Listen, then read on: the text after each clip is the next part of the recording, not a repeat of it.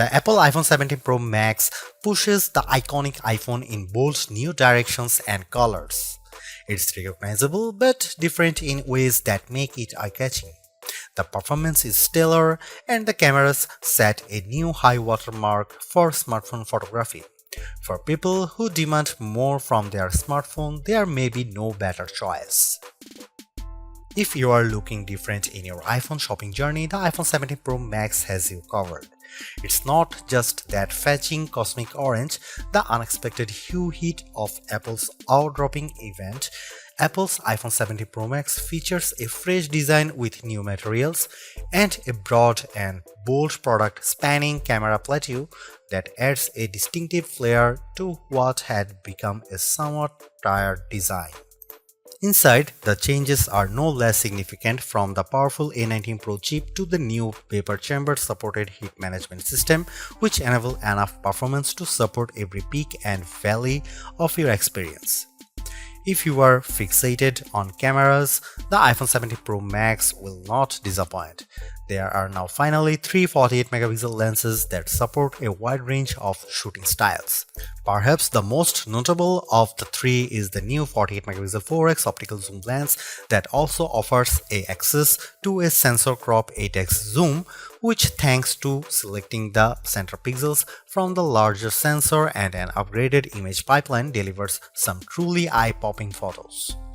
This is also an upgrade that makes a canny swap of titanium for aluminum a seeming downgrade, but one with some significant benefits, like the ability to apply that amazing new anodized orange finish and the ability to better distribute and dissipate heat. Finally, there's the price. It's the one thing you hope doesn't get an upgrade. And I am happy to report that Apple somehow held the line here.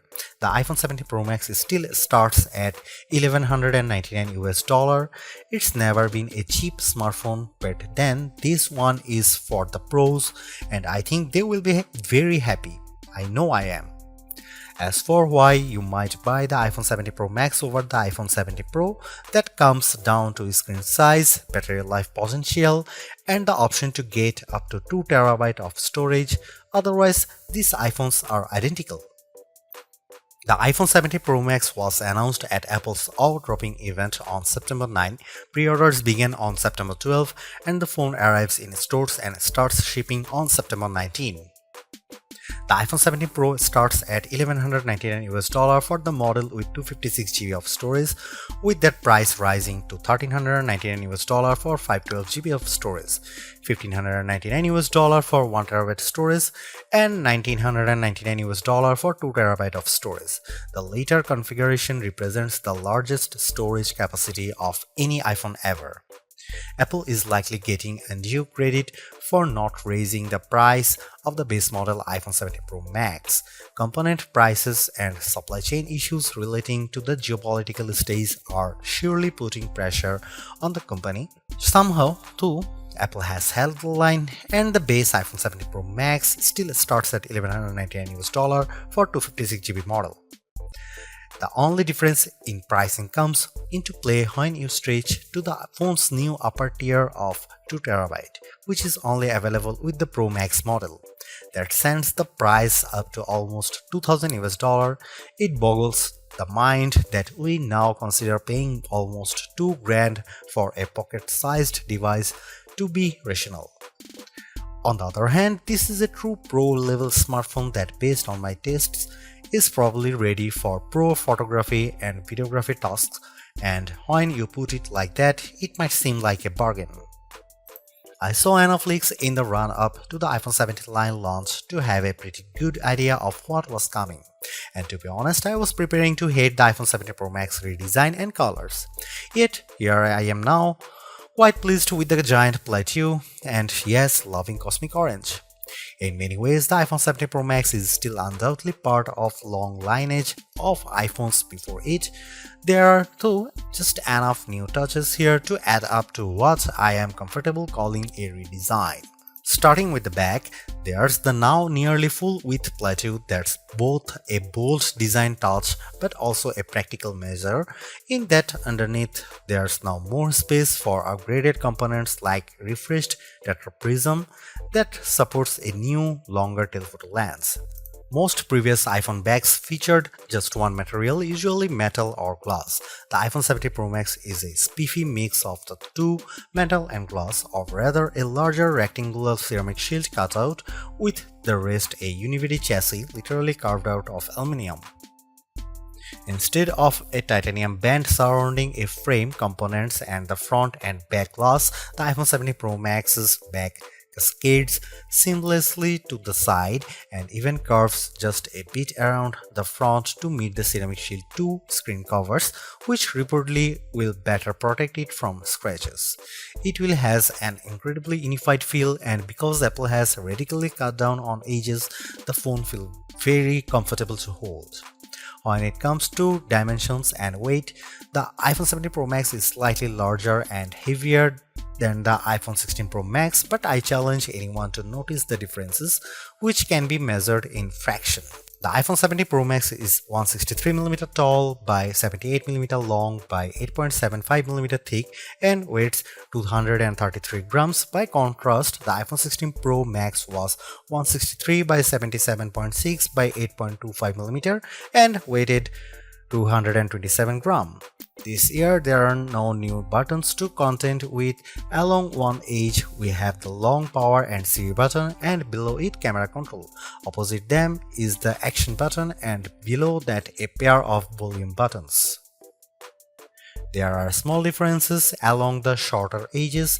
On top, an antenna cutout is now visible, and on the bottom, the pair of speaker grills appear larger. If you want to lie the phone flat, you'll have to place it screen down, even though the back plateau is nearly the full width of the phone.